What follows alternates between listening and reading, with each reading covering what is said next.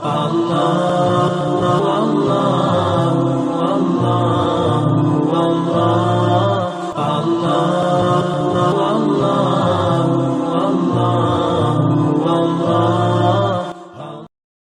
dan hari ini kita adakan offline bedah buku Sahih At-Targhib wa Tarhib.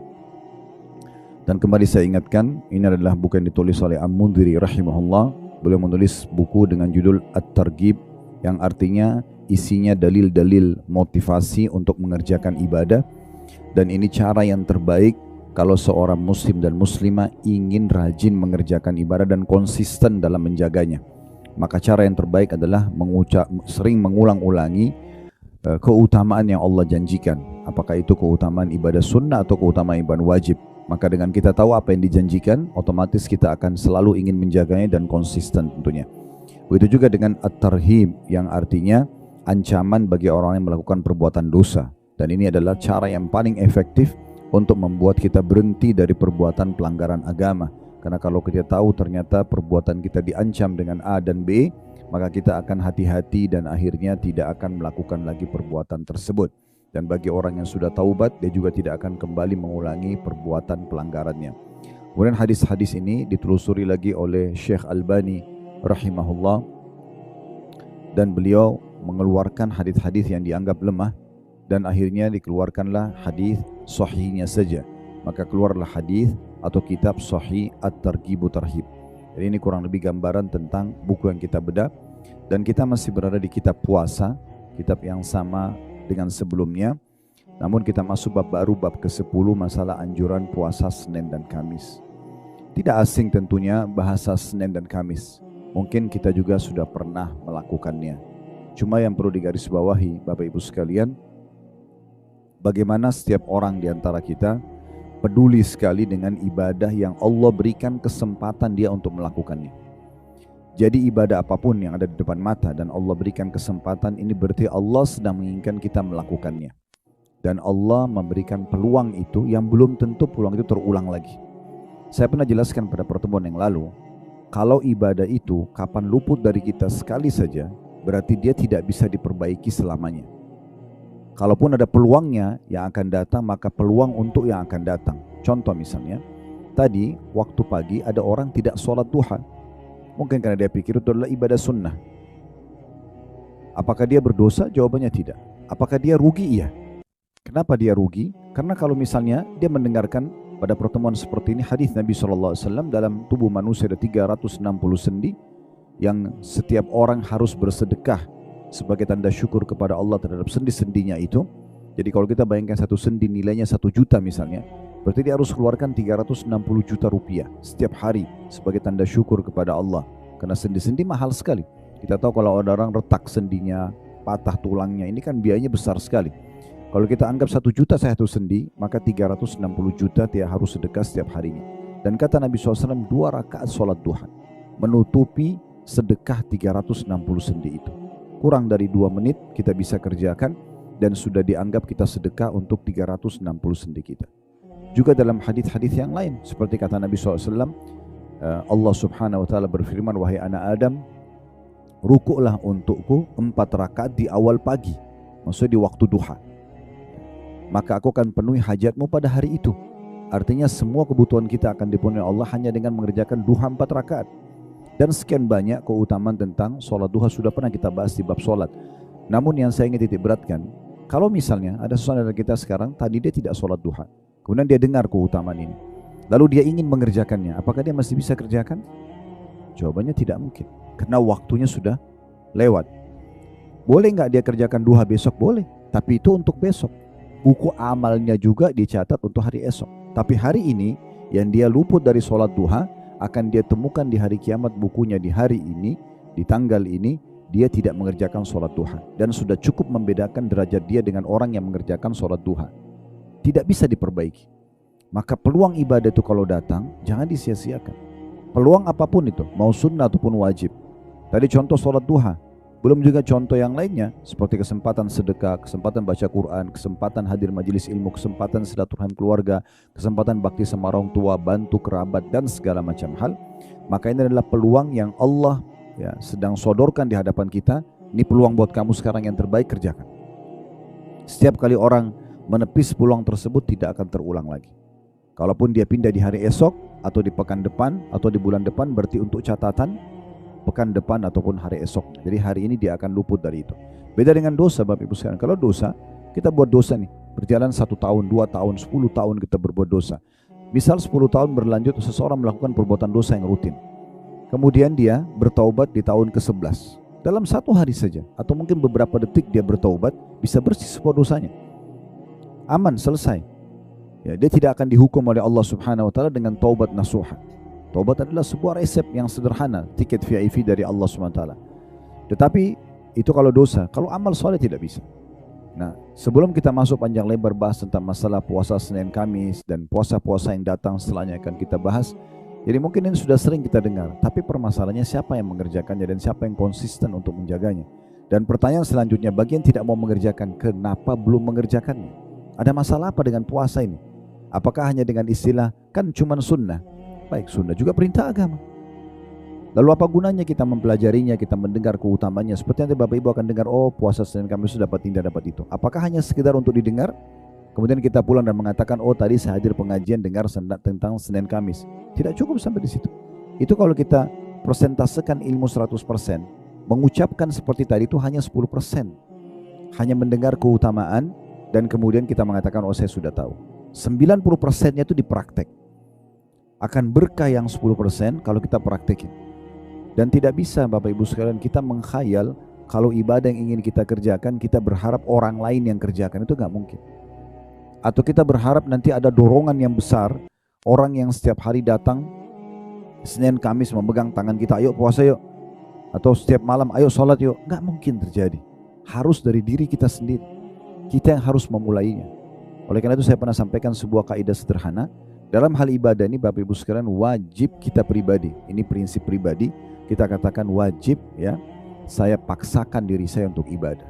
Gak bisa tidak. Mulai hari ini komitmen, paksakan diri untuk mulai sholat malam, untuk mulai sholat duha, untuk mulai zikir habis sholat komitmen, untuk mulai baca beberapa ayat Al-Quran, untuk mulai silaturahim keluarga, bakti orang tua, jenguk orang sakit. Apa saja peluang ibadah itu yang nanti kita tidak menyesal di hari kiamat karena tidak mengerjakannya. Saya ingatkan kembali, di hari kiamat ada 3 golongan yang akan menyesal. Yang pertama, ini penyesalan abadi, yaitu orang-orang kafir, orang munafik, orang musyrik. Karena mereka masuk neraka, mereka kekal selamanya. Ini penyesalan abadi. Gak bisa sama sekali mereka keluar dari penyesalan tersebut. Ini Bapak Ibu bisa lihat nanti di rumah, tadabburi surah Al-Mu'minun, surah nomor 23, ayat 99 sampai 115. Cerita tentang bagaimana penyesalan orang-orang kafir pada saat mereka masuk neraka, karena mereka tidak akan pernah bisa keluar dari siksa tersebut dan mereka tidak merasakan mati lagi kecuali mati yang pertama. Jadi dibakar, disiksa, tapi mereka tidak bisa lepas dari situ. Ini penyesalan abadi. Penyesalan yang kedua yaitu penyesalan orang-orang beriman tapi lebih banyak dosanya daripada amal solehnya. Dikenal dengan istilah usatul mu'minin, orang-orang mukmin yang bermaksiat. Jadi mereka sholat ya tapi mereka masih zina, mereka sholat ya tapi mereka masih riba, masih ada imbang begitu, dan akhirnya pada saat ditimbang amalnya hari kiamat dosanya lebih berat. Misal amalnya cuma 90, dosanya 100, dia harus masuk neraka dulu. Ini juga menyesal. Kenapa dia dulu tidak mengerjakan amal soleh yang membuat dia bisa melampaui dosanya, atau dia bertobat dari dosanya supaya tidak ada lagi hukuman. Ya, orang ini juga akan menyesal. Karena satu hari di sisi Allah Subhanahu wa taala dalam Al-Quran dikatakan yauma 'inda rabbika ka'alfi sanat mimma ta'udun. Satu hari di sisi Tuhan kalian di hari kiamat itu sama dengan 1000 tahun waktu kalian di dunia. Jadi kalau sama satu hari mampir di neraka itu bukan main-main. 1000 tahun dibakar dan dipanggang. Tidak ada toleransi, tidak ada negosiasi. Penjaga neraka itu Bapak Ibu sekalian malaikat-malaikat yang sangat keras, kasar. Lihat surat Tahrim, surah nomor 66 ayat 6. Allah ingatkan itu. Ya alladzina amanu qu anfusakum wa ahlikum nara. Hai orang beriman, selamatkan diri kalian dan keluarga kalian dari api neraka. Bagaimana caranya? Dengan paksakan diri amal saleh, tinggalkan dosa-dosa, tobat segera kalau pernah melakukan. Ya, waquduhan nasu wal hijara. Bahan bakarnya manusia dan batu, alaiha malaikatun giladun syidadun la ya'sunallaha ma amaru wa yafaluna ma yu'marun. Neraka itu dijaga oleh malaikat-malaikat yang kasar, yang keras. Mereka tidak pernah bermaksiat kepada Allah dan mereka selalu mengerjakan apa yang dititahkan. Ya. Nama kelompok penjaga neraka itu Zabaniyah. Ya, kata Allah SWT dalam Al-Quran, "Falyad'u nadiya sanad'u Zabaniyah." Orang-orang neraka boleh panggil, siapa saja mereka boleh panggil setelah masuk neraka. Tolong saya, panggil pemimpinnya dulu di dunia, panggil orang tuanya, panggil siapa saja. Maka kata Allah, kami akan panggil Zabaniyah. Nabi Muhammad SAW jelaskan, Zabaniyah itu malaikat yang sangat besar, raksasa. Ya, sampai kalau seseorang menunggangi kuda dengan kecepatan tinggi, berjalan 100 tahun, belum bisa jalan dari awal pundak ke lehernya saja. Jadi saking besarnya malaikat Zabaniyah. Ini bukan bodyguard yang mungkin cuma 2 meter tingginya, 3 meter tingginya. Ini malaikat raksasa yang besar yang memang kasar, keras, tidak ada toleransi. Itu semua kenapa? Karena kelalaian saja. Dan ini tidak boleh kita seperti ini terus menerus. Harus ada masa di mana kita berubah. Ya, kita berubah menjadi orang yang lebih baik, orang yang lebih patuh. Cukup pelanggaran masa lalu, bagaimana kita perbaiki ke depan. Golongan yang ketiga, yang menyesal. Jadi yang pertama orang kafir, orang musyrik, dan orang munafik yang kekal di neraka. Yang kedua usatul mu'minin, orang-orang mukmin tapi masih lebih berat dosanya daripada amal soleh sehingga masuk neraka dulu. Walaupun cuma sehari berat, gitu kan? Apalagi sampai sebulan, 1 tahun. Kemudian yang ketiga adalah orang-orang mukmin yang masuk ke dalam surga. Ya, jadi walaupun kita masuk surga, kita nanti ada penyesalan. Kenapa penyesalannya? Karena ada peluang-peluang untuk mendapat derajat lebih tinggi, tapi kita tidak keraih di masa dunia. Saya nanti kita bilang pada saat lihat istana di atas sana lebih tinggi dari kita. Oh, dulu kalau saya rutin sholat duha saya dapat itu ya. Kalau saya puasa Senin Kamis saya dapat itu ya. Tapi karena sudah lewat, sudah terlanjur masuk ke akhirat, tidak bisa lagi diperbaiki. Kata Nabi SAW dalam hadis yang sahih, pernah beliau lewat di malam hari di saat langit lagi sangat gelap dan bintang-bintang gemerlapan. Lalu beliau mengatakan, apakah kalian lihat gemerlap bintang-bintang itu? Kata para sahabat, tentu ya Rasulullah. Jadi seperti kita bisa lihat bintang yang gemerlapan tapi jauh, kita tidak tahu seperti apa ukurannya bintang itu, ada apa di sana kita, tetapi saking terangnya sampai jutaan kilometer pun sampai ke kita cahayanya. Kata para sahabat, tentu ya Rasulullah, kami lihat. Kata Nabi SAW, demi zat yang jiwaku dalam genggaman, maksud demi Allah, seseorang di antara kalian nanti di surganya akan melihat istana-istana yang antara dia sama istana itu seperti bintang-bintang itu. Jaraknya jauh sekali. Ya. Dan dia tidak tahu ada apa di sana, fasilitas apa. Kata para sahabat, ya Rasulullah, apakah itu istana untuk para nabi-nabi? Kata Nabi SAW, bukan. Orang-orang soleh dari umatku yang sibuk dari bangun tidur sampai tidur lagi, ibadah ke ibadah yang lain, tutup semua pintu dosa, maka orang seperti nanti derajatnya tinggi di surga. Dalam setiap hari kita sudah bisa bedakan antara kita sama teman kita atau siapapun pasangan hidup kita tentang derajat kita di surga. Kalau orang misalnya bang A sama B, si A mulai dari subuh, mulai dari sholat malam dia sudah sholat tahajud, anggap si B tidak sholat tahajud karena dianggap sunnah. Sudah beda derajat itu. Sholat subuh, misalnya 2 orang laki-laki, yang satu ke masjid, satu sholat di rumah, udah beda. Yang satu sholat duha 2 rakaat, yang satu mungkin sholat duha 4 rakaat, yang satu sholat 5 waktunya semua di masjid, yang satu tidak. Yang satu sedekah hari itu, yang satu tidak sedekah. Yang satu hari itu bakti orang tua, yang satu tidak.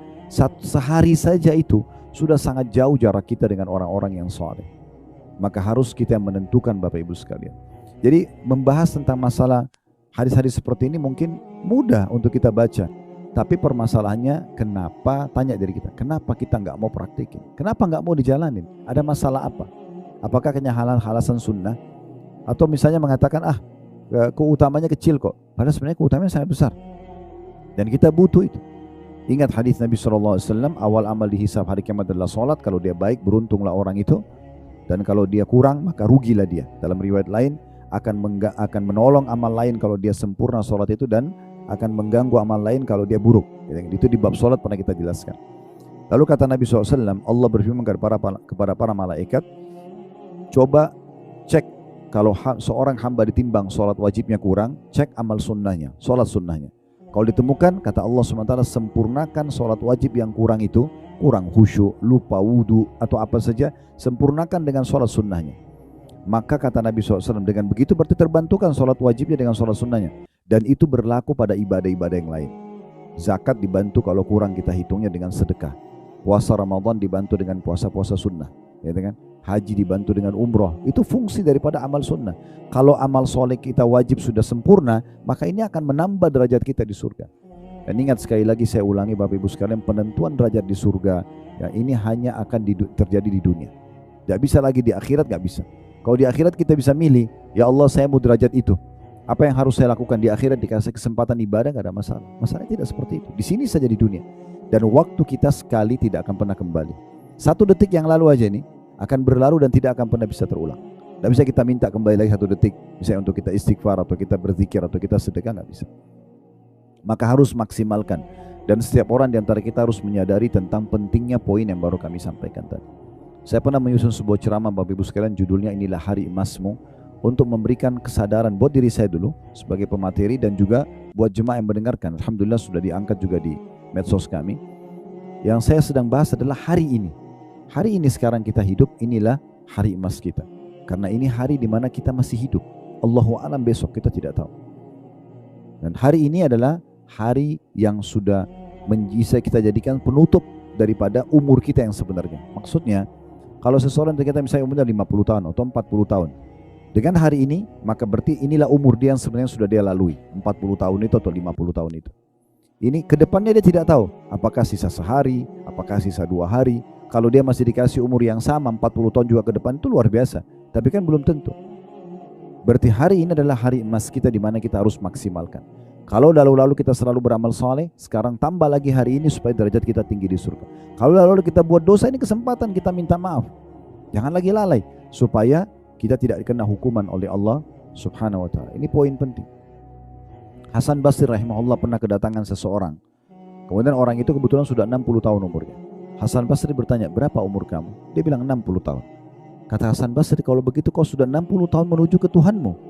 Kamu sudah jalan ini menuju ke Tuhan. Sudah mau meninggal gitu. Lalu kata orang tersebut, innalillahi wa inna ilaihi raji'un. Kami milik Allah, kami akan kembali kepada Allah. Kalimat istirja, karena menganggap itu musibah buat dia. Dia yakin selama 60 tahun mungkin masih banyak kekurangan dia lakukan. Maka kata Hasan Basri, kau tahu makna kalimatmu itu? Orang itu terdiam. Lalu kemudian Hasan Basri mengatakan, berarti kau mengatakan bahwasanya kau milik Allah dan kau akan kembali. Dan orang yang mengucapkan kalimat tahu dia akan bertemu dengan Tuhannya. Dan yang tahu bertemu dengan Tuhannya, dia tahu akan dihisap oleh Allah. Maka orang itu mengatakan, lalu apa solusinya? Kata Hasan Basri, perbaiki sekarang ke depan. Maka Allah akan maafkan masa lalumu. Dan kalau kau justru masih mengisi dengan kelalaian dan dosa, maka Allah akan hukum kau di masa depan dan masa lalumu. Ya, jadi orang harus menyadari masalah ini Bapak Ibu sekalian. Jadi ini bukan hanya sekedar duduk di majelis terus kemudian kita dengarin, oh iya ceramah begini ya, oh ceramahnya bagus, itu tidak penting. Itu cuma bungahnya majelis, itu enggak penting. Yang penting itu Bapak Ibu masuk dalam majelis ilmu dan efeknya ada pasti. Setiap dengar ceramah, oh itu ya, oh ini ya, supaya kita amalin. Jadi jangan bertahun-tahun dengarin ceramah terus tidak ada perubahan, itu sayang sekali. Ya. Tidak penting Bapak Ibu sekalian siapa yang menyampaikan, tapi apa yang disampaikan. Kalau itu benar, amalkan, itu penting. Ya, karena memang Allah subhanahu wa ta'ala memilih kita pada hari ini pun duduk di majelis ilmu itu dengan hikmahnya. Berapa banyak orang yang Allah tidak berikan taufiknya. Tidak ada pikiran untuk hadir majelis ilmu, tidak ada pikiran, lalai saja terus. Itu banyak orang. Allah lalaikan mereka. Kalau Allah berikan kita kesempatan sadar, itu bukan satu peluang yang baik. Jangan disia-siakan. Ini kurang lebih gambaran saya ingin titik beratkan dulu di pembukaan kita, supaya materi yang kita dengarkan Bapak Ibu sekalian 1 jam ke depan, setengah jam, 45 menit, 1 jam setengah, semua ini Bapak Ibu sekalian harus kita anggap penting untuk kita terima dan juga kita amalkan. Seperti itu kurang lebih. Baik, kita sudah membahas pada pertemuan yang lalu puasa 3 hari setiap bulannya, itu dikenal dengan Ayyamul Bid, dan itu dianjurkan di tanggal 13, 14, 15. Hanya saja boleh dipilih tanggal berapa saja. Boleh dipilih tanggal berapa saja, dan keutamaannya puasa 3 hari setiap bulannya itu sama pahalanya dengan mendapatkan pahala puasa setahun. Cara hitungannya itu adalah kembali kepada ayat Al-Quran, man ja'a bil hasanati falahu asyru amsalihha. Siapa yang mengerjakan satu perbuatan baik akan diberi lipat gandakan 10 kali lipat. Jadi kalau Bapak Ibu puasa 3 hari setiap bulan, 1 harinya sama dengan pahala 10 hari puasa. Berarti kalau 3 hari setiap bulan itu sama dengan 1 bulan puasa, 30 hari. Kalau setiap bulan kita puasa begitu, 1 bulan ini puasa Ayyamul Bid bersama dengan pahala 1 bulan puasa, karena 30 hari pahalanya, walaupun cuma 3 hari puasa. Karena 1 hari dilipat gandakan menjadi 10 kali lipat. Bulan depan lagi kita puasa 3 hari berarti sama dengan sebulan lagi, begitu terus sampai 11 bulan. Kemudian nanti Ramadan kita puasa sebulan penuh, berarti pahalanya sama dengan puasa setahun.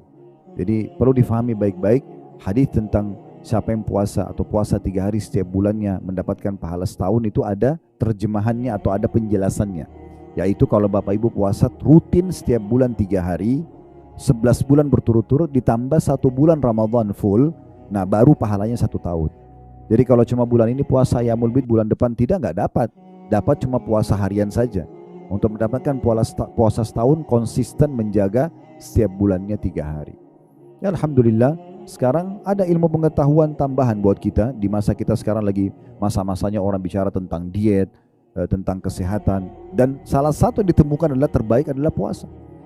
Lalu kenapa kita tidak amalkan? Sekalian niat ibadah dan juga kita bisa menjaga kesehatan kita. Makin sering kita menjaga diri dari makanan dan minuman, maka makin sehat tuh manusia. Kan gitu. Makin jauh dari sifat malas, makin jauh dari penyakit. Dan Nabi sudah ingatkan itu dari jauh sebelumnya, 1400 tahun yang lalu.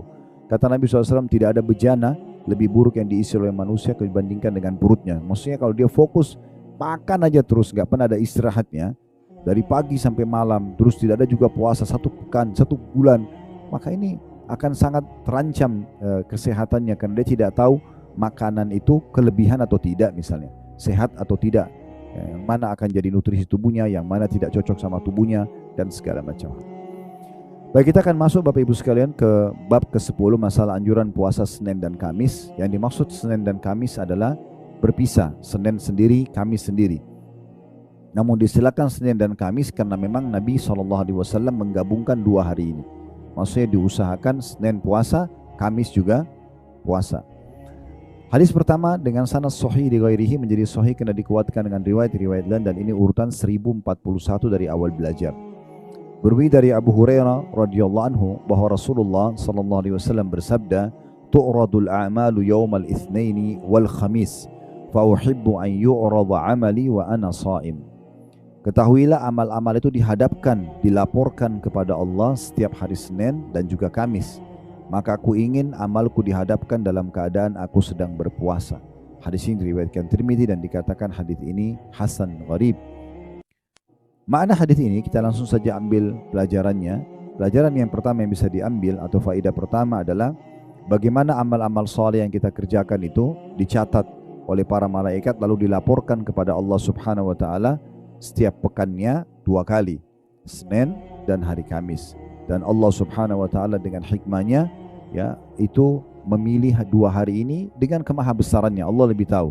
Sebagaimana Allah juga jadikan hari Jumat adalah hari yang mulia, sebagaimana Allah jadikan Ramadan bulan lebih mulia daripada bulan-bulan yang lain, sebagaimana Allah jadikan Masjidil Haram, wilayah Mekah dan wilayah Madinah, Masjid Nabawi lebih mulia daripada potongan bumi potongan tanah di muka bumi ini dimanapun berada, gitu kan. Itu semua kemahakuasaan Allah. Allah pilih para nabi-nabi di antara manusia, Allah pilih Jibril, Mikail, Israfil di antara para malaikat. Itu semua berarti kemahabesaran Allah Subhanahu wa taala. Tinggal kita bagaimana memaksimalkan waktu di saat itu. Itu yang pertama. Yang kedua, faedahnya adalah bahwasanya amal yang paling afdal dikerjakan oleh seorang hamba dan paling banyak pahalanya itu adalah puasa. Itu adalah puasa. Kita sudah pernah pelajari di Ramadan yang lalu. Saya ingatkan kembali hadis Bukhari di mana Nabi SAW bersabda, kullu amal ibnu Adam lahu illa shaum. Semua amal ibadah anak Adam sudah ditentukan kadar pahalanya kecuali puasa. Ya. Yaqulullah azza wa jal, Allah yang maha mulia dan maha tinggi berfirman, fa innahu li wa ana ajzi bihi. Karena dia milikku dan aku akan balas secara langsung. Dalam riwayat lain kata Nabi SAW, kullu amal ibnu Adam lahu al-hasanatu bi asyri amsalihha illa shaum. Sesungguhnya semua amal ibadah anak Adam sudah ditentukan kadar pahalanya 10 sampai 700 kali lipat, tergantung kadar keikhlasan dan bagaimana dia mengemas ibadah itu. Ya. Kecuali puasa, kata Allah, karena itu milikku dan aku akan balas langsung. Dia meninggalkan syahwatnya, makanannya, minumannya karena aku. Dan bagi orang yang puasa mendapatkan 2 kegembiraan, kegembiraan pada saat dia buka puasa dan kegembiraan pada saat dia bertemu dengan Tuhannya nanti, karena gembira mendapatkan besarnya pahala puasa itu sendiri. Baik, jadi dari hadis ini kita lihat bahwasanya Nabi SAW memilih puasa Senin Kamis, dan di hari itu dilaporkan amal. Selain amal-amal lain, maka ada amal unggulan yang dilaporkan walaupun dia sifatnya sunnah, itu adalah puasa. Karena puasa itu betul-betul luar biasa. Kita mengontrol waktu yang cukup panjang, hawa nafsu kita dari pelanggaran-pelanggaran agama. Bahkan yang dihalalkan pun, makanan, minuman, biologis halal pun kita tinggalkan karena Allah Subhanahu wa taala, maka Allah akan membalas dengan pahala yang besar. Ya, selain tentu tadi saya bilang Puasa juga bisa membawa pada kesehatan. Oleh karena itu mulai sekarang harus dijadwalin dan harus dari kita. Bagaimana kita memulainya, Bapak Ibu sekalian ya. Ini dua faedah dari hadis pertama. Kita masuk langsung hadis kedua. Dan hadis kedua ada 2A dan ada juga 2B sampai 2C. 2A-nya dengan sanad sahih li ghairihi, menjadi sahih karena dikuatkan dengan riwayat-riwayat lain. Ini urutan 1042 dari awal belajar. Berbunyi juga dari Abu Hurairah radhiyallahu anhu, anna Nabiy sallallahu alaihi wasallam kana yasumul itsnain wal khamis, faqila ya Rasulullah innaka tasumul itsnain wal khamis, faqala inna yawmal itsnain wal khamis yaghfirullahu fihi ma likulli muslim illa al muhtajiraini yaqulu da'huma hatta yastaliha. Bahwasanya Nabi SAW rutin berpuasa Senin dan Kamis. Lalu ditanya kepada beliau, wahai Rasulullah, mengapa Anda berpuasa Senin dan Kamis? Mengapa rutin Anda jaga ini? Maka kata Nabi SAW, karena sungguhnya Allah mengampuni setiap muslim pada hari Senin dan Kamis. Kecuali dua orang yang saling bermusuhan. Allah akan berfirman kepada para malaikat, biarkan keduanya sehingga keduanya berdamai. Ya, ini riwayat 2A-nya. Dari hadis ini 2A kita ambil pelajaran dulu. Dan hadis ini riwayatkan Ibnu Majah dan rawi-rawinya thiqah. Yang baca bukunya di halaman 356 itu thiqah dimiringkan tulisannya karena memang bahasa Arab, artinya terpercaya. Ya, perawi-perawinya terpercaya sehingga hadis ini bisa diterima. Ya. Juga diriwayatkan oleh Malik, Muslim, Abu Daud dan Tirmidzi tanpa menyebutkan puasa. Faedah dari hadis yang pertama adalah bagaimana Nabi SAW menjadi suri tauladan yang baik karena beliau mencontohkan apapun yang beliau ucapkan. Jadi Nabi SAW mengucapkan juga mempraktikkan. Ya. Jadi Nabi SAW langsung mencontohkan tentang puasa Senin dan Kamis. Ya, bisa kita jadikan alasan juga karena Nabi SAW sangat mencintai puasa Senin dan Kamis dan saya mengerjakan juga selain daripada amal yang paling baik dilaporkan karena sedang dilaporkan amal di Senin dan Kamis. Ini yang pertama. Yang kedua faedahnya, bolehnya seseorang bertanya kalau dia kenal seseorang yang lain yang sedang mengerjakan ibadah. Boleh dia tanyakan, kenapa Anda baca Quran? Kenapa Anda zikir? Kenapa Anda tutup aurat? Kenapa Anda begini dan begitu? Kalau itu amal soleh. Tujuannya untuk menjadi motivasi buat kita. Itu boleh. Ya, itu boleh. Tapi jangan memuji amal ibadah orang lain. Itu tidak boleh. Jadi nggak boleh kita bilang, oh kamu solehah banget ya, kamu soleh banget nih, kamu puasa, kamu nggak boleh kita puji ibadah orang. Itu dilarang. Karena pernah ada satu sahabat, dia sholatnya khusyuk sekali, dan kebetulan jauh dari Nabi SAW, di pinggiran masjid. Kemudian ada sahabat di depan Nabi mengatakan, ya Rasulullah, sholatnya orang ini indah sekali, saya suka dia karena Allah. Kata Nabi SAW, jangan kau perdengarkan kepada dia, karena kalau kau perdengarkan, maka kau akan membinasakannya. Tadinya mungkin dia ikhlas, tapi jadi riya karena kamu memujinya. Ya. Jadi nggak usah kita puji pada orang lain. Tapi kalau kita mau bertanya dengan tujuan untuk motivasi, boleh. Nggak ada masalah. Ya. Ada dua orang tabi'in, Abdullah bin Mubarak dan Fudail bin Iyad, rahimahumullah. Ini pernah saya sampaikan beberapa tahun lalu kisahnya, tapi saya ingatkan kembali. Dua orang ini generasi tabi'in terkenal ulama'nya tabi'in. Mereka sangat soleh, dua orang ini. Dan mereka saling mencintai karena Allah. Nah, salah satu yang mereka kerjakan berdua ini, mereka sepakat sholat subuh di satu masjid. Dan mereka nanti duhur, asar, maghrib bisa masjid. Nanti isya mereka ketemu lagi di satu masjid, sudah janjian. Tujuannya, nanti di sholat duhur, sholat asar, sholat maghrib ini, si Abdullah bin Mubarak dan Fudail bin Iyad di beda masjid, mereka cari habis salam, habis zikir, habis sholat ba'diyah, siapa kira-kira orang di masjid yang masih tinggal. Dan kemudian apa yang sedang dikerjakan. Misalnya di pojok sana ada orang lama sekali berdoa. Dia tunggu selesai, ditanya sama dia, apa yang motivasi kamu mau berdoa? Nah, gitu. Ada orang di sana baca Quran, dia datang, kenapa kau mau baca Quran? Begitu aja kerjaan itu tiap hari. Tapi ini tidak mengambil waktu lama, hanya selepas sholat saja.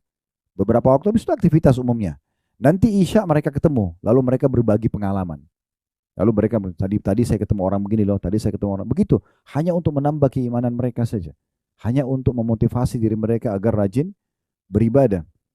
Dan ini satu hal yang positif yang bisa kita kerjakan ya. Kalau kita mau bertanya dengan tujuan memang untuk menjadi motivasi buat diri kita.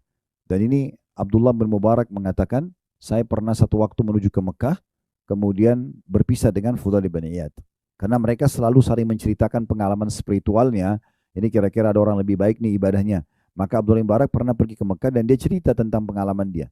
Dia katakan, waktu itu saya masuk ke Masjid Haram mau tawaf, mau umrah, kemudian Imam Haram lagi mengumpulkan masyarakat Mekah untuk mengerjakan sholat istisqa.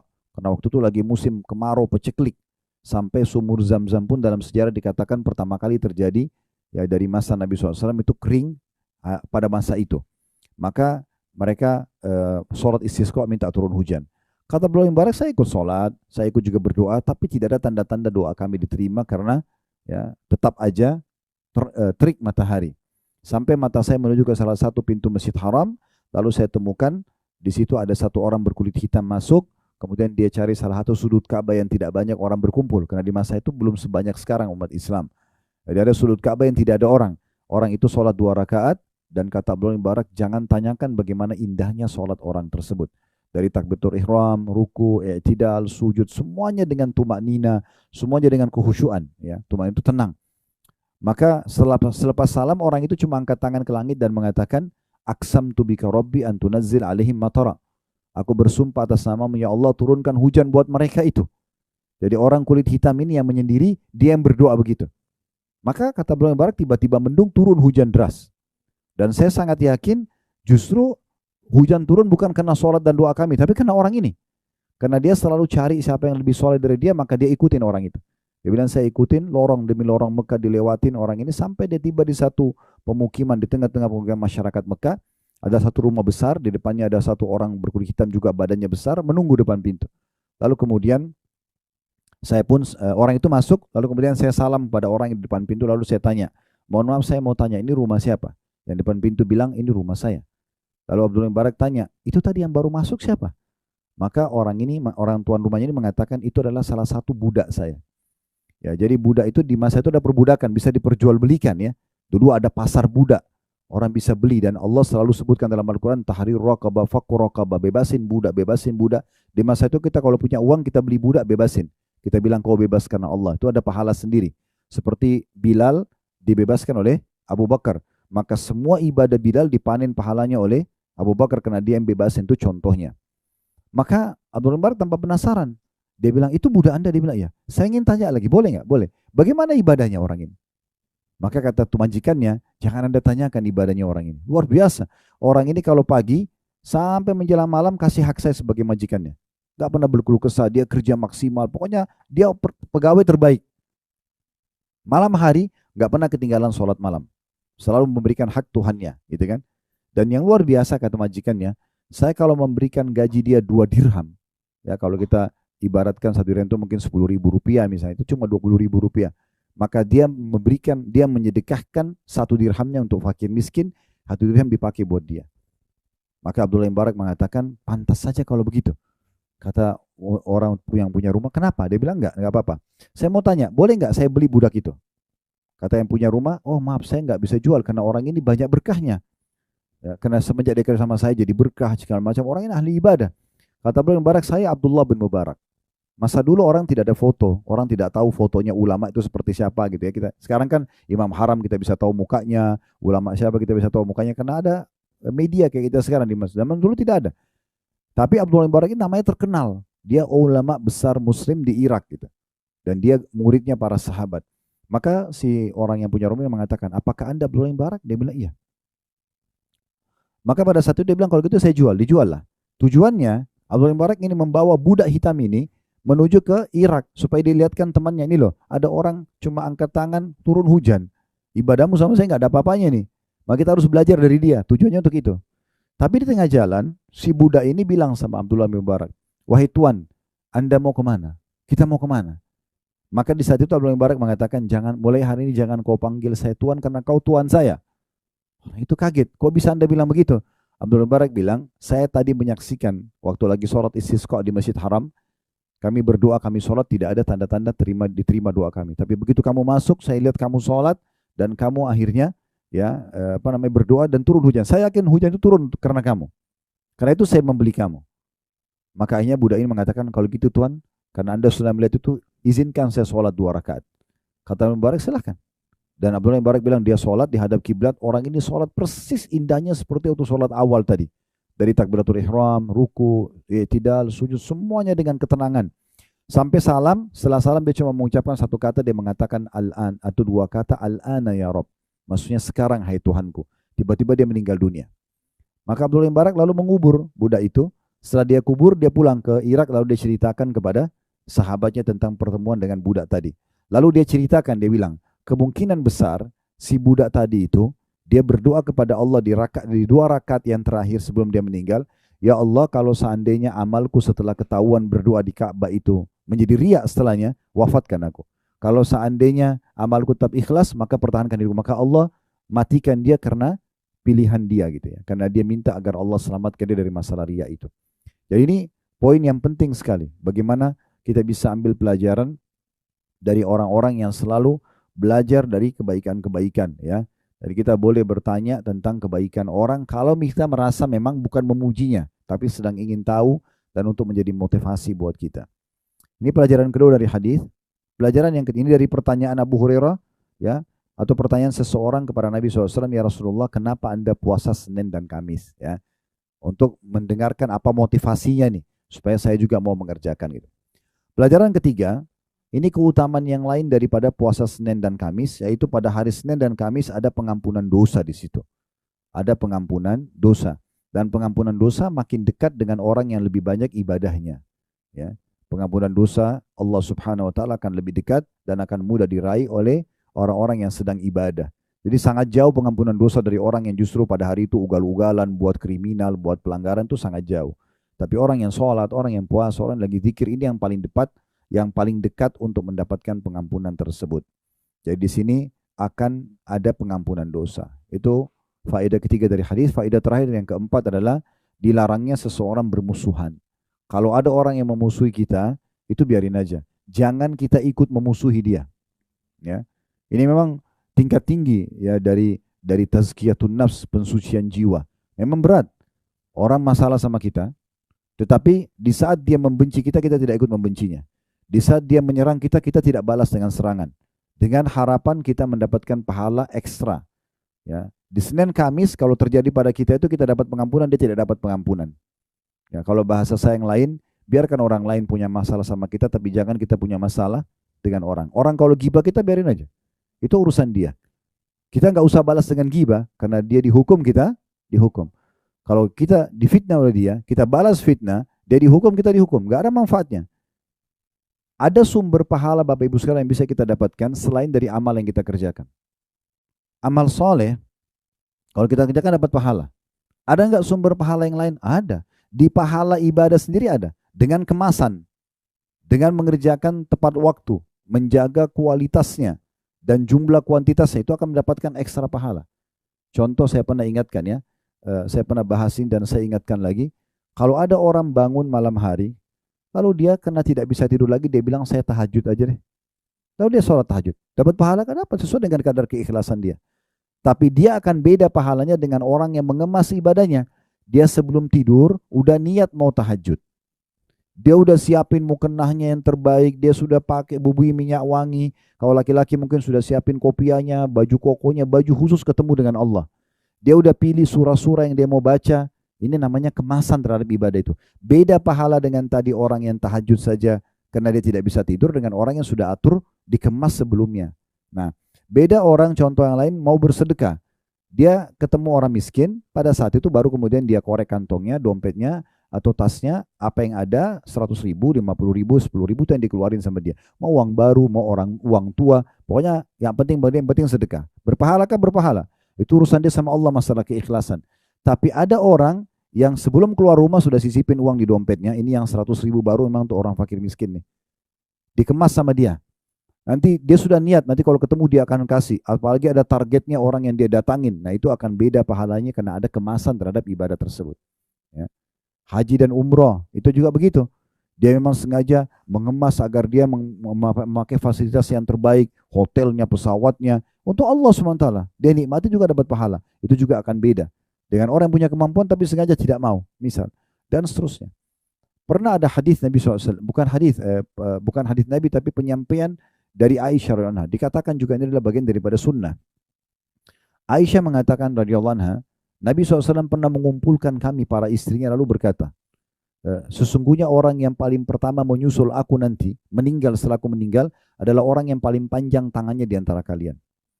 Kata Aisyah radhiyallahu anha, setelah Nabi SAW meninggal, hampir setiap hari kalau kami ketemu, para istri Nabi ini ukur tangan. Siapa yang lebih panjang tangannya? Karena dianggap itu orang yang paling pertama meninggal. Itu yang mereka faham. Ternyata, kata Aisyah, kami memahami maksud Nabi ini justru setelah meninggalnya Zainab. Jadi sahabat istri Nabi namanya Zainab meninggal duluan. Ya, di situ kami faham ternyata yang dimaksud oleh Nabi SAW tangan panjang itu adalah orang yang paling suka bersedekah. Semua istri Nabi suka sedekah. Tapi Zainab ini berbeda. Aisyah menggambarkan, kalau Zainab ini, kalau misalnya dia mau menyumbangkan baju perang untuk para mujahidin, dia bukan beli di pasar yang sudah jadi lalu dikasih, tapi dia buat sendiri. Dia kalau mau memberikan orang buka puasa, dia bukan beli langsung makanan jadi, dia buat dengan tangannya sendiri. Nah ini namanya kemasan ibadah itu. Itu ada nilainya. Beda, karena ada pengorbanan ekstra, akan ada juga pertambahan pahala di situ. Nah seperti itu memahaminya.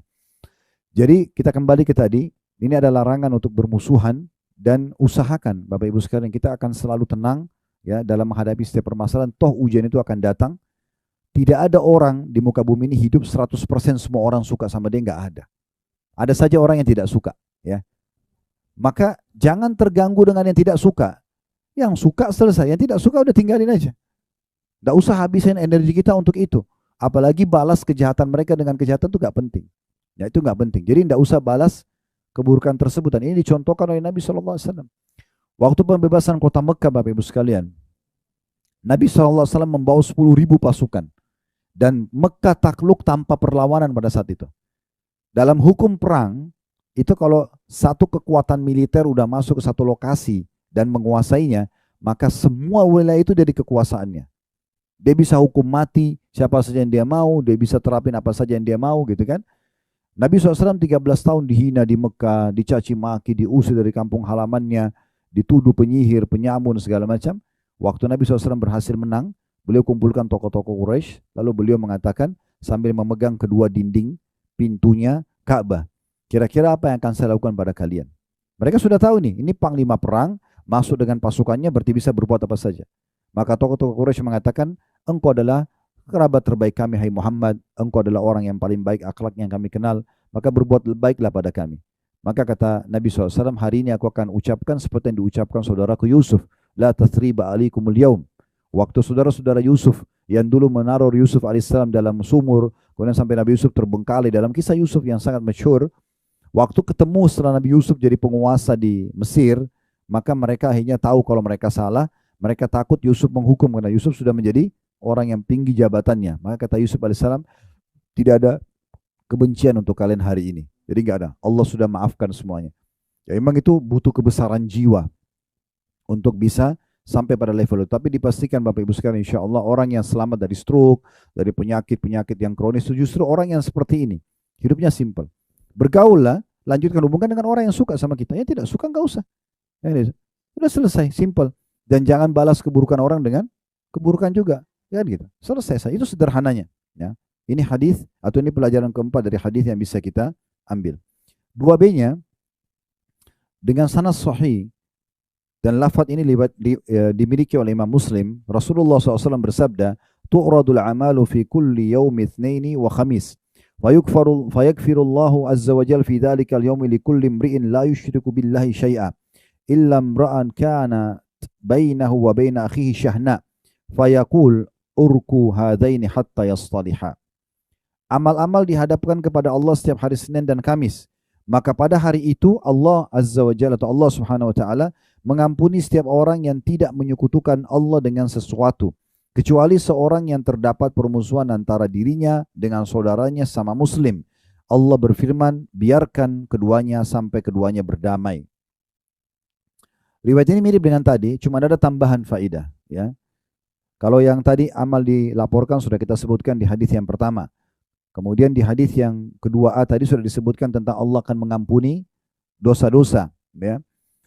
Kemudian juga kecuali orang yang bermusuhan. Ini sudah kita jelaskan faedahnya. Sekarang tambahnya adalah potongan sabda Nabi SAW, la yushrik billahi syai'a.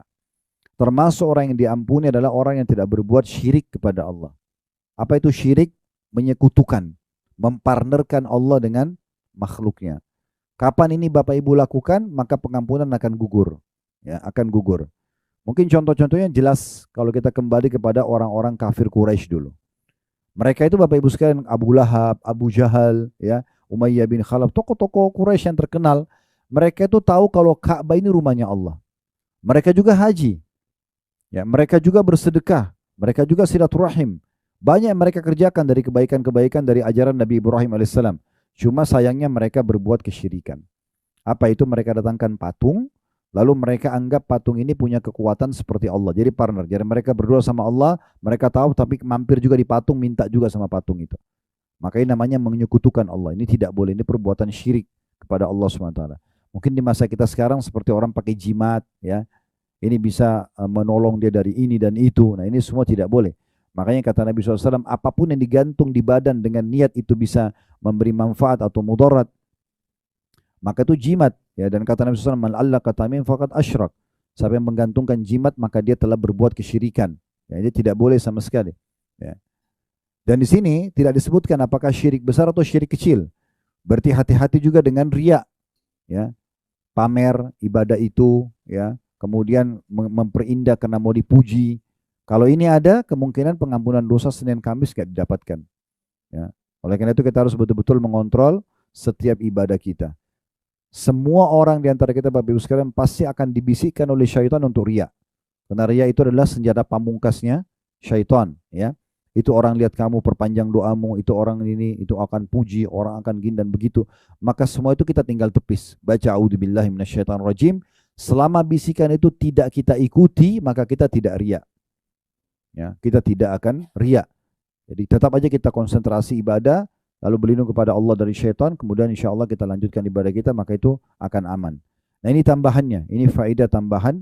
Kalau tadi ada 4 faedah di hadis 2A-nya, di 2B-nya ada tambahan faedah yang kelima, yaitu dengan orang tidak berbuat kesyirikan kepada Allah Subhanahu wa taala. Di 2C-nya dengan sanad sahih dan dalam satu riwayat Imam Muslim juga, kata Nabi SAW, tuftahu abwabul jannati yawmal itsnaini wa yawmal khamis. Fayukfaru likulli abdin la yushriku billahi syai'a illa rajulan kanat bainahu wa baina akhihi syahna. Pintu-pintu surga dibuka pada hari Senin dan Kamis. Maka semua hamba yang tidak menyekutukan Allah dengan sesuatu diampuni kecuali seseorang yang antara dirinya dengan saudaranya terdapat permusuhan. Sebenarnya di sebelahnya ada tertulis dalam kurung al-hadith. Al-hadith itu maksudnya hadis ini masih panjang, cuma Al-Mundhiri mengambil saksi bahasan sampai sini saja. Dari hadis ini ada tambahan faedah ke-6, khusus hadis nomor 2 ya. Karena 2A, 2B, 2C kita anggap ini satu rangkaian hadis, satu urutan ya. Kalau hadis 2A tadi ada 4 faedahnya, hadis ke-2B-nya kita tambah 1 faedah tidak boleh syirik. Kemudian hadis ke-2C-nya ada tambahan 1 lagi, yaitu terbukanya pintu-pintu surga pada hari Senin dan Kamis. Ya, ini bisa bermakna macam-macam ya. Tetapi bisa bermakna secara letterlet memang pintu surga lagi dibuka. Ya, bisa juga bermakna adalah terbukanya pendaftaran untuk menuju ke surga. Ya, makanya Nabi SAW amal maksimal dan diikuti dengan puasa yang merupakan ibadah yang paling banyak pahalanya, agar pada saat dilaporkan itu sangat membantu nanti untuk masuk ke dalam surganya. Ya, ini yang dimaksud dengan potongan tambahan dibukanya pintu-pintu surga. Baik, hadis ketiga dalam bab kita dengan sanad hasan, ini urutan 1043 dari awal belajar berbunyi dari Usama bin Zaid radhiyallahu anhuma. Kita bilang anhuma karena Usama dan Zaid dua-duanya sahabat, ayah dan anak sahabat Nabi. Dia berkata, qultu ya Rasulullah innaka tasumu hatta la takadu tuftir wa tuftiru hatta la takadu tasum illa yawmaini in dakhala fi siyamik wa illa sumtahuma. Qala ay yawmaini? Qultu yawmal itsnaini wa yawmal khamis. Qala dzanika yawmani tu'radu fihima al-a'malu ala rabbil alamin wa uhibbu an yu'rad 'amali wa ana sha'im. Terjemahannya, kata Usama bin Zaid radhiyallahu anhu, aku berkata wahai Rasulullah, sungguhnya engkau berpuasa sehingga hampir tidak berbuka. dan engkau berbuka tidak atau tidak berpuasa sehingga hampir tidak pernah berpuasa, kecuali 2 hari. Keduanya tidak masuk dalam puasamu, kecuali engkau pasti berpuasa pada keduanya. Nabi SAW bertanya, 2 hari yang mana yang kamu maksudkan? Aku berkata, hari Senin dan hari Kamis. Maka kata Nabi SAW, di 2 hari itu amalan-amalan dihadapkan kepada Rabb alam semesta. Maka aku ingin amalku dihadapkan dalam keadaan aku sedang berpuasa. Hadis ini riwayat Abu Dawud, An-Nasai, dan pada sananya terdapat 2 rawi yang majhul, maksudnya masih perlu dipertanyakan, yaitu Maula Qudama dan Maula Usama. Namun di sini dihasankan oleh Syekh Albani setelah ditelusuri cukup banyak jalurnya. Di antara penguatnya adalah riwayat Ibnu Khuzaimah dalam sahihnya dari Syurahbil bin Sa'ad dari Usama, dia berkata, ini langsung paragraf setelahnya ya. Karena Rasulullah sallallahu alaihi wasallam yasum Itsnain wal Khamis wa yaqulu inna hadainil yawmaini tu'radu fihima al-amal. Rasulullah SAW rutin berpuasa Senin dan Kamis dan beliau bersabda, sesungguhnya pada 2 hari ini amal-amal dihadapkan kepada Allah.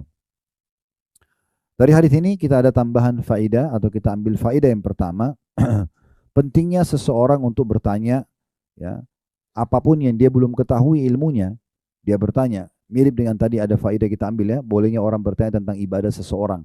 Tapi ini lebih umum, ini bertanya tentang sesuatu yang butuh dia ketahui ilmunya. Ya, dalam ilmu-ilmu agama dia bertanya. Dan bertanya ini, ya, malu itu sebenarnya dalam segala hal baik kecuali dalam majelis ilmu. Boleh orang bertanya dengan adab dan tata krama yang baik, ya, bukan karena ingin menguji pematerinya, bukan karena ingin pamer sama teman-temannya, tapi memang dia butuh ilmu. Maka boleh dia bertanya. Diambil dari potongan perkataan Usama bin Zaid, aku berkata ya Rasulullah, Anda berpuasa sampai aku kira tidak lagi batal puasanya atau tidak pernah ada hari tidak puasa, dan Anda juga berbuka sampai aku pikir Anda juga tidak akan puasa, kecuali 2 hari ini, Senin Kamis. Maksudnya dalam sepanjang sebulan itu, Anda bisa saja puasa, bisa tidak, kecuali Senin Kamis, pasti Anda puasa. Ini pertanyaan, kenapa? Ya, gitu. Seperti itulah. Nah, pertanyaan ini sebenarnya karena dia butuh ilmunya. Dia butuh ilmunya. Ya. Ini faedah pertama dari hadis. Faedah kedua dari hadis tentang bolehnya orang yang sedang ditanya atau pemateri, pada saat belum jelas pada dia apa yang ditanyakan, maka boleh dia bertanya balik. Ya, sehingga pertanyaan akan jawaban sesuai dengan pertanyaan nantinya. Jadi sini Nabi SAW tanya, 2 hari yang mana yang kau maksudkan? Barulah Usama mengatakan Senin dan Kamis. Ya, untuk memastikan. Sebenarnya Nabi SAW sudah tahu yang dimaksudkan Senin Kamis, tapi Nabi ingin memastikan orang ini sedang bertanya apa sih yang dimaksudkan. 2 hari yang mana kau maksudkan? Kata orang ini Usama bin Zaid radhiyallahu anhuma, puasa Senin dan Kamis. Ya. Sisanya sama dengan tadi, Bapak Ibu sekalian, yaitu karena amal-amal sedang dilaporkan kepada Allah Subhanahu wa Ta'ala, dan Nabi SAW ingin pada saat dilaporkan beliau punya satu ibadah unggulan yang paling besar pahalanya, yaitu berpuasa. Baik, hadis keempat dengan sanad sahih, dan ini urutan 1044 dari Abu Bajar, dan ini hadis terakhir dalam bab kita, yaitu dari Aisyah radhiyallahu anha. Beliau berkata, "Kana Rasulullah sallallahu alaihi wasallam yataharra shaum al-Itsnain wal Khamis." Ketahuilah bahwasanya Rasulullah sallallahu alaihi wasallam senantiasa menjaga puasa Senin dan Kamis. Makna yataharra di sini, Bapak Ibu sekalian, adalah selalu menjaganya. Selalu menjaganya. Diriwayatkan oleh An-Nasai, Ibnu Majah, dan juga Tirmidzi, dan dikatakan hadis ini adalah hasan gharib. Namun karena sudah ditelusuri oleh Syekh Albani, jadi istilah gharibnya atau asing itu berubah menjadi sahih karena dikuatkan dengan riwayat-riwayat yang lain. Dari hadis ini hanya bisa kita tambahkan satu faedah saja, yaitu bagaimana Nabi SAW konsisten menjaga semua ibadah yang sudah beliau lakukan, yaitu puasa di sini Senin dan Kamis. Dan ini harusnya menjadi sifat seorang muslim, ya. Kalau Bapak Ibu sudah membuka satu pintu ibadah, jangan ditutup. Kerjakan aja, walaupun lagi malas. Kata Aisyah, Nabi SAW tidak pernah berhenti sholat malam, dan kalau beliau betul-betul lagi dalam kondisi malas, kata Aisyah begitu. Nabi lagi letih atau lagi kurang semangat, maka beliau tetap sholat malam walaupun duduk. Ya, maksudnya adalah bagaimana tetap menjaganya. Walaupun kita lagi lemah imannya, semangatnya kurang, jangan ditinggalkan. Usahakan pada saat itu justru kita tetap konsisten menjaganya. Karena nanti semangat itu akan naik lagi. Makanya kata Nabi SAW, semua ibadah itu akan ada masa naik semangat dan turun semangatnya. Nah, siapa yang lagi turun semangatnya tetap berpegang pada sunnahku, maka dia telah mendapatkan petunjuk. Jadi jangan sampai kita justru lagi kendor imannya, kemudian kita malas. Misalnya kita sudah 1 tahun berjalan sholat malam, setan berhasil menggoda kita, akhirnya kita jadi malas sholat malam. Lalu sudahlah besok aja, udahlah lusa aja, tertinggallah sepekan, 2 pekan, lalu kita biarkan. Jangan. Itu ibarat kita sudah naik tangga keimanan, pas di tangga ke-10 misalnya, setan tarik baju kita. Kita turun ke tangga ke-8. Sekarang kita mau naik lagi, atau kita biarin setan tarik terus ke bawah. Nah itu poinnya. Jadi kalau kita terus biarkan saja lalai, udahlah nanti aja, udahlah nggak apa-apa, nanti akhirnya setan terus menarik kita tuh. Dan perlu digarisbawahi poin penting. Ibadah itu Bapak Ibu sekalian, kalau misalnya satu waktu Bapak Ibu pernah termotivasi kerjakan satu ibadah karena dengar sebuah potongan ceramah tentang neraka misalnya. Lalu kita semangat, oh kayaknya saya nggak mau masuk neraka nih, saya mau ibadah, saya mau tobat. Lalu Bapak Ibu berubah nih, taubat, ya kan? Kita mulai berubah tuh, 1 tahun, 2 tahun kita jadi baik. Kalau sampai kita membuka pintu syaitan untuk membisik kita lemah, turun level iman kita. Dalam istilah agama kita futur. Futur itu maksudnya jatuh dari turun dari level ibadah yang tadinya kita sudah sampai. Kita sangat semangat, kadang-kadang kita bisa nangis kalau berdoa. Terus kita turun levelnya. Kenapa? Karena kita buka pintu dosa. Ya. Turunlah dia. Nah, untuk kembali ke level iman yang pertama itu butuh pendongkrak yang lebih kuat. Walaupun Bapak Ibu dengarin ceramah yang awal memotivasi kita, itu belum tentu bisa mengembalikan kita ke level itu. Harus butuh pendongkrak yang lebih kuat lagi. Oleh karena itu kalau sudah sampai pada satu level tertentu jangan turun. Konsisten selalu jaga itu. Selalu dijaga dengan cara tetap komitmen menjaganya. Ya, komitmen menjaga sambil berdoa kepada Allah Subhanahu wa taala. Ingat selalu saya bahasakan untuk istiqomah jaga 4 hal. Ya, yang pertama majelis ilmu. Tujuan duduk seperti ini untuk menambah iman kita. Iman itu akan datang dengan ilmu.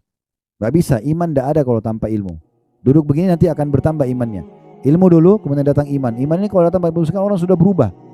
Orang bodoh jadi pintar, orang penakut jadi pemberani, orang pelit jadi dermawan. Itu iman mengubah semuanya. Dan kita akan terdongkrak untuk mengerjakan amal saleh dan meninggalkan perbuatan dosa. Maka harus betul-betul kita jaga ini, komitmen gitu ya. Kalau tidak bisa dan harus dari kita keputusannya. Nah ini poin penting.